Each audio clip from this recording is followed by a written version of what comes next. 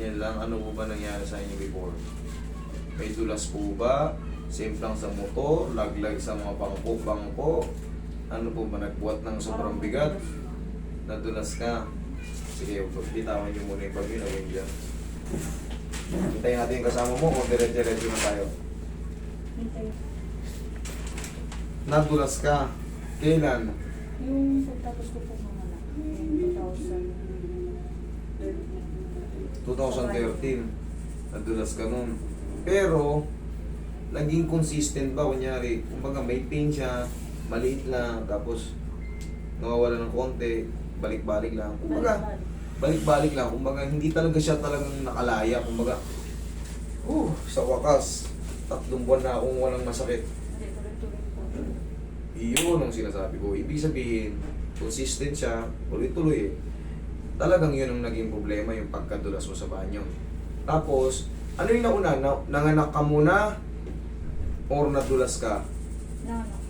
Nanganak ka na, tapos nadulas ka. Okay. Mga ilan yung month na nung nanganak ka nun?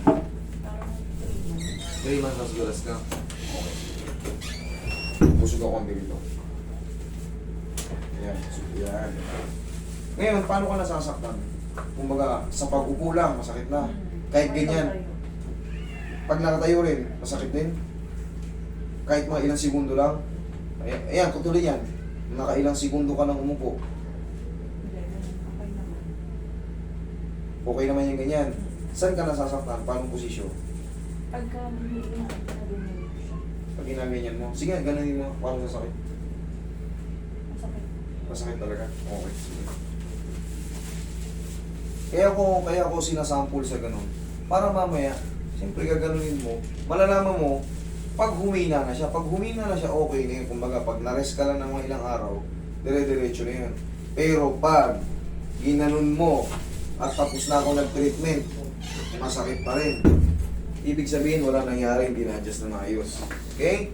Kaya ako pinapa-testing sa yung mga bagay-bagay na position na kung babalikan natin kung masakit pa rin ba o hindi na.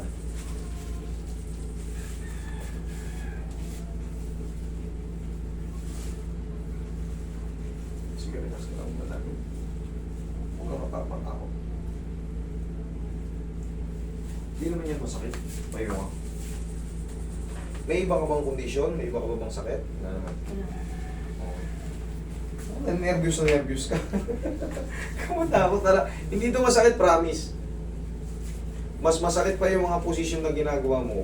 Eh, shoot mo. Yan. Yung bali na yung shoes mo, higa ka patagilid. Usog ka konti dito, baka malaglag ka dito. Sige, yan. Straight mo yung sa ilalim. Tabi mo to. Yan.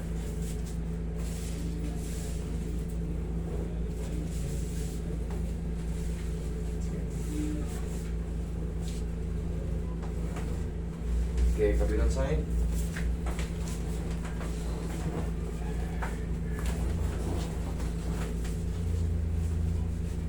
Usog ka konti dito na. Ito. Malaglag ka rin. Wala to. Sige, konti pa.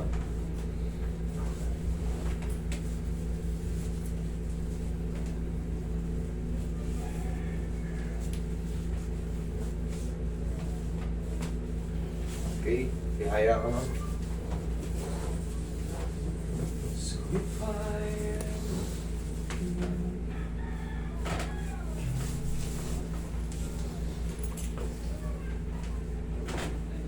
Okay, tapa ka man. Sakto nito yung wasa.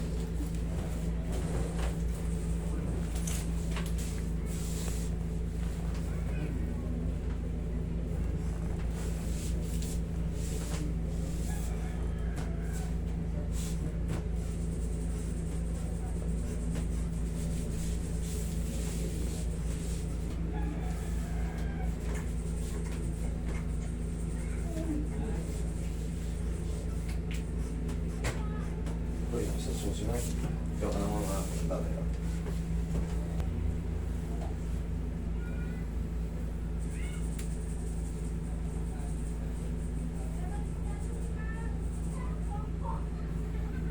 Tama na tatay. Kuya, Yeah. Taas na po yung pala. Dapat taas na po. Sige po. Yan. Okay, matako. Yan. Tapos na yung ano. Hindi na po masakit. Wala nang masakit. Yun na yun kanina. Yung tumanog dun, yun na yun. Okay, relax na. Inhale. Exhale. Okay, huwag mo na kayong tatayo. Relax na muna dyan. Kunin ko po yun. Ayan, yun na muna baka sigaw yung mga ano dyan. Ngayon, ma'am, ganito yan. Kung meron pa kayong maramdaman, kasi pag mga minsan, pag first time nagkakaroon ng kumbaga ganitong adjustment, 1 to 2 days minsan may mga muscle pain reaction, mild muscle pain reaction. Pangkaraniwan lang yun. Pero 3 to 4 days, yung nararamdaman yung, di ba, alam nyo naman sa sarili nyo kung saan yung masakit, alam nyo kung paano siya sumasakit, alam nyo kung gaano kasakit. Pero pag lumagpas ng mga ano, 1 linggo at may natirang konti, balik lang kayo kung meron pa. Pero kung wala na, eh, huwag na tayo magkita-kita. Happy-happy na. Okay? Opo kayo. Pag ano.